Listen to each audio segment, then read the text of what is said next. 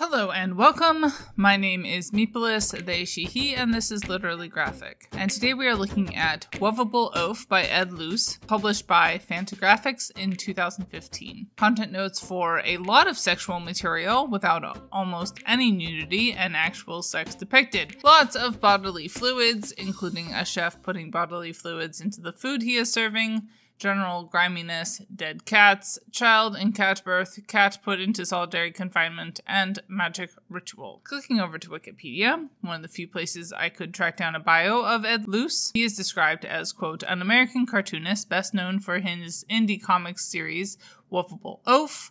Originally funded by a grant from Prism Comics, it was self-published in 5 standalone chapters until being compiled in graphic novel form by Fantagraphic Books, a 2-time Ignatz Award nominee for the series, garnering nominations in 2009 for Promising New Talent and in 2015 for Outstanding Artist.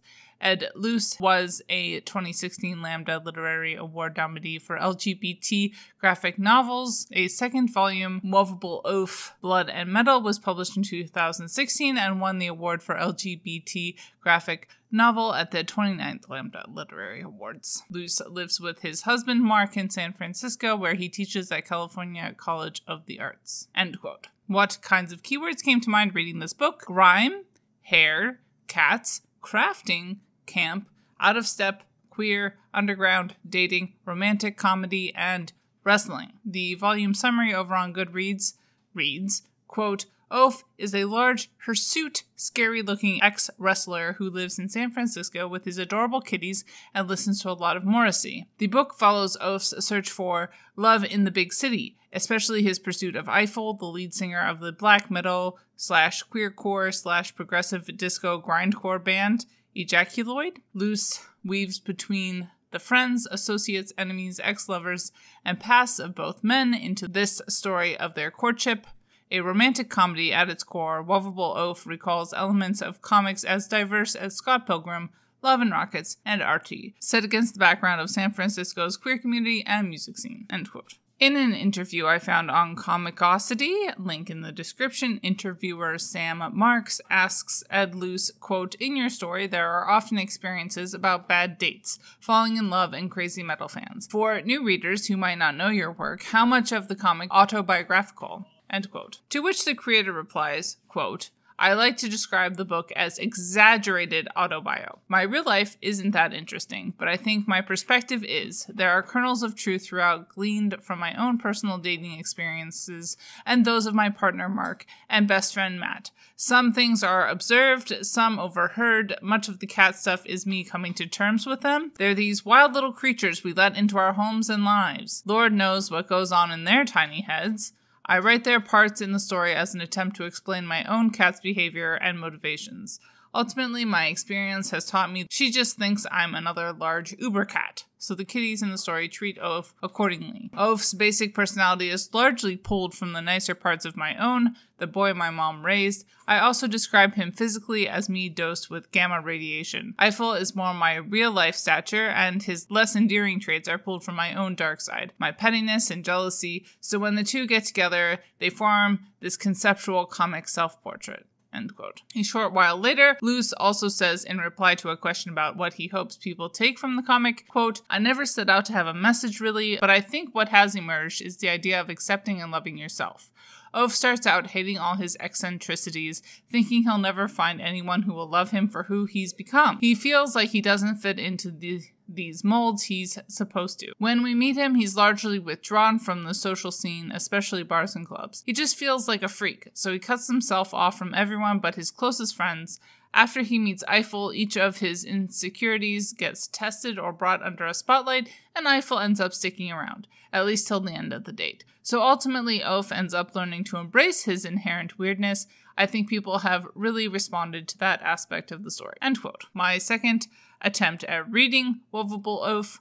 I initially tried picking it up near the start of this channel, I think, but I didn't make it all the way through, so I never logged it. Anyway, I've been thinking about rereading it for a while now, particularly since I joined in on the A to Z of Queer Lit thing add. The wait proved to be worth it, and while this book remains pretty wild and gross, in my opinion, I got more of the references this time around and overall found it pretty entertaining.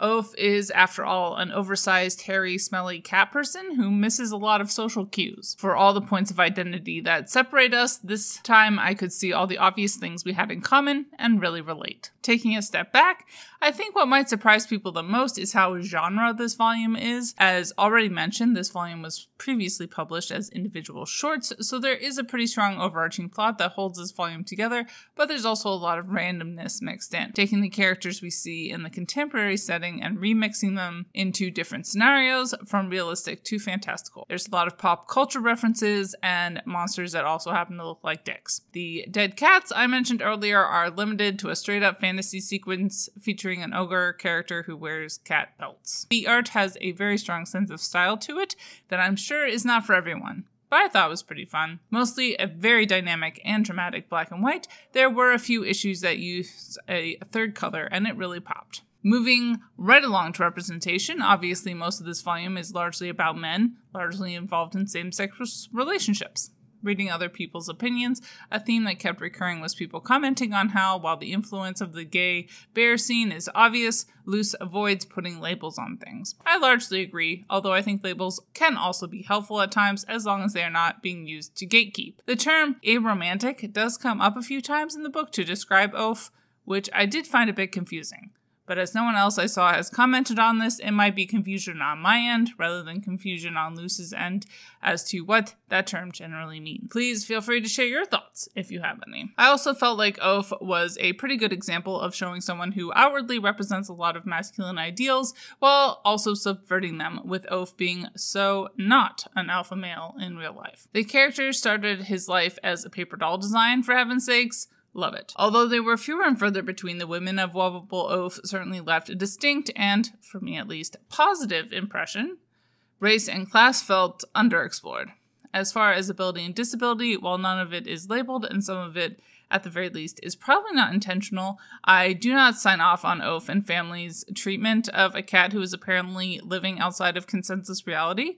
Do not put anyone, human or creature, in solitary confinement. This is literally torture. I feel like this was not entirely thought through. On a brighter note, along with subverting gender expectations, it also felt to me as if one of the things that Oaf and myself have in common is being neurodivergent. More specifically, it felt like Oaf was on the autistic spectrum, but I'm not an expert, so take it with a grain of salt. It just felt nice, honestly, to center a character like Oaf, no matter how they do or do not identify / are diagnosed. To conclude, another one of those books that is certainly not a must-read for so many reasons.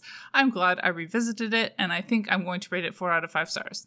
Bye y'all, keep reading and organize to end capitalist oppression. And as always, Literally Graphic is created on land that should be given back to the traditional landholders, which in this case is, to my knowledge, the Mississaugas of the Credit First Nation, non-Anishinaabe people, the Haudenosaunee Confederacy, and the Huron-Wendat Nation.